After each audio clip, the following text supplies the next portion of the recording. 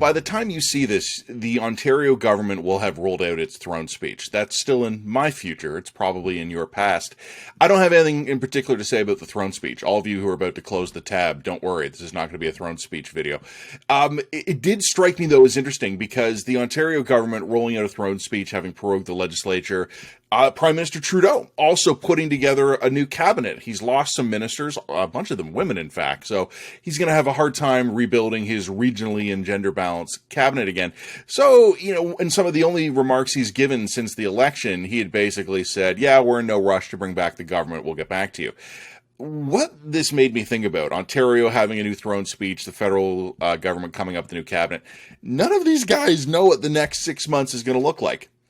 And, there are so many criticisms I could make of Justin Trudeau. I could do 10 videos on the fly criticizing the Prime Minister.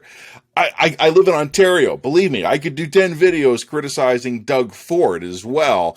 But it's not about that. I don't mean to be unfair to either of those guys. What I just find fascinating is how, Doug Ford, who has an election coming up next summer, so he's got less than a year left in his mandate, he has to try and figure out, how do I start running for re-election when I have no idea what the next 6 months are going to look like? Ontario right now, in terms of the pandemic, is doing relatively well. And I'm going to go loudly tap on some wood there. I don't know if that's going to last or not. Maybe what's happening in Alberta is right now in Saskatchewan as well. Maybe that's kind of a quirk. I mean, maybe that's something unique to their circumstances, that their mishandling of the pandemic led to this. Or maybe they're just ahead of the curve. I honestly don't know. I hope, for a lot of very personal reasons, that we've seen the last of this thing in my neck of the woods and everywhere. But I don't take that for granted. If you're the Prime Minister, how the hell do you set an agenda up for the next 6 months? If you're the Premier, any of the Premiers, what the hell does your plan for the next 6, 12, 18, 24 months look like here?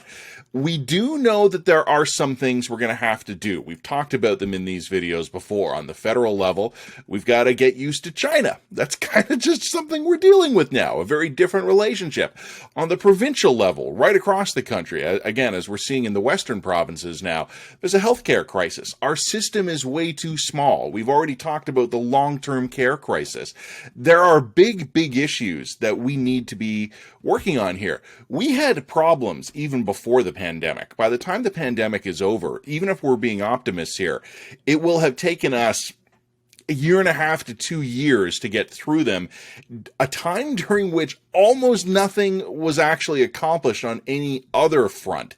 Our governments are basically competent enough, as we've discovered, to handle like 0.5 major crises at a time. We are not going to have the luxury, we don't have it even now, to deal with things at our usual lackadaisical pace. I don't know how the governments are going to begin to change this.